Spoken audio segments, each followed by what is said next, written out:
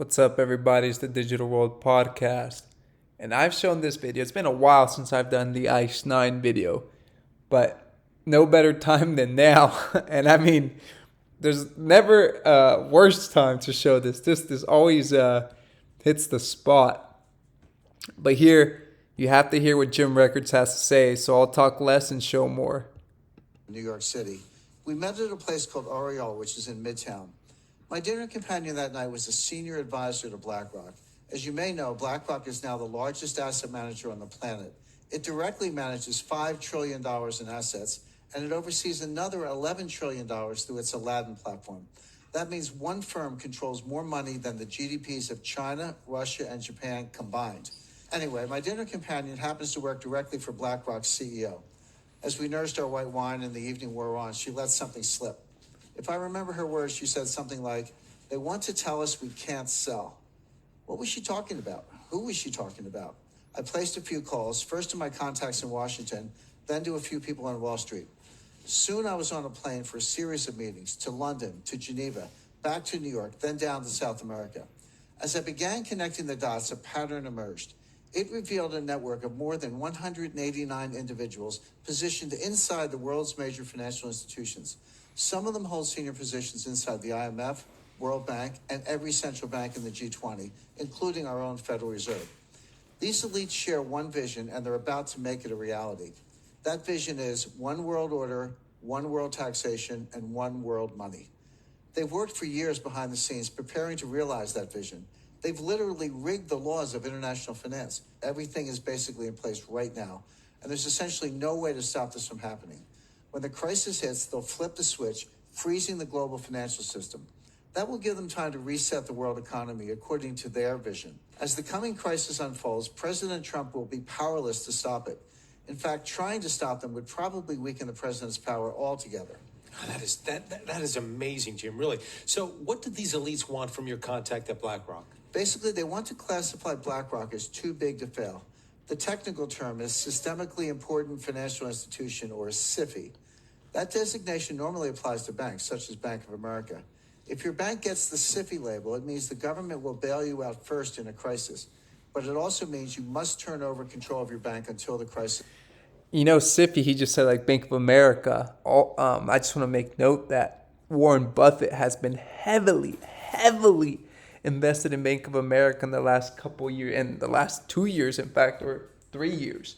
So, go figure. He probably knows something about Bank of America being a part of this new world financial system, and they're investing in the Interledger protocol, which, anyways, I'll keep playing here.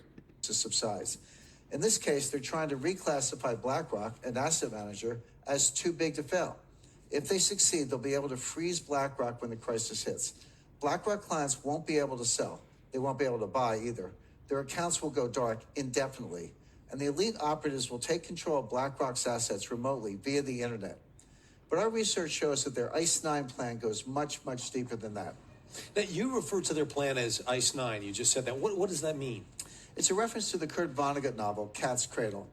In the book, a mad scientist creates a new form of water molecule called ICE-9. When it comes in contact with other water molecules, it freezes them at room temperature. One drop of ICE-9 can freeze the whole ocean. And that's what these elite operatives are about to do to the world economy. Now, can you share with our viewers exactly who these operatives are and what their ultimate goal might be?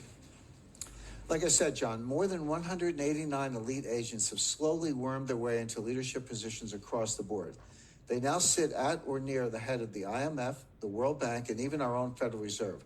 They also control much of what happens at the central banks of China, Russia, India, Brazil, Canada, and Europe.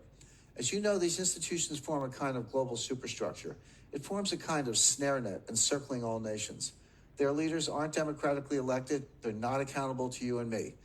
They're beyond the reach of government and citizens, and yet they hold the fate of the global financial system in their hands. To get a sense of how they operate, imagine an array of... I mean, does that sound kind of familiar today, where you're saying that a lot of these world organizations and their leaders seem to be making decisions on your behalf, and your national leaders just don't seem to be doing or be of null effect. I mean, that's kind of we're at that stage, folks. And this was done several years back. And I mean, this guy's been in the, associated and worked for CIA, FBI, White House, et cetera, et cetera. List goes on. So he's well connected. So I find it very interesting that Jim Rickards, talked about this and wrote about this, and it's happening. We're currently living through it, and we're in the latter stages. It's just a matter of when the house of cards comes tumbling down. So that's why you need to be prepared, ready to go. Take it. And I know a lot of people will be stressed or frightened with a lot of anxiety. Don't be. Just take it one day at a time. Do the best that you can to prepare. God will provide the rest. But you need to be taking action. Okay? And it doesn't happen overnight. It's a methodical process that you have to do. All right. Thank you for watching. Like and subscribe to the channel. This is the Digital World Podcast, and I'll see you in the next episode.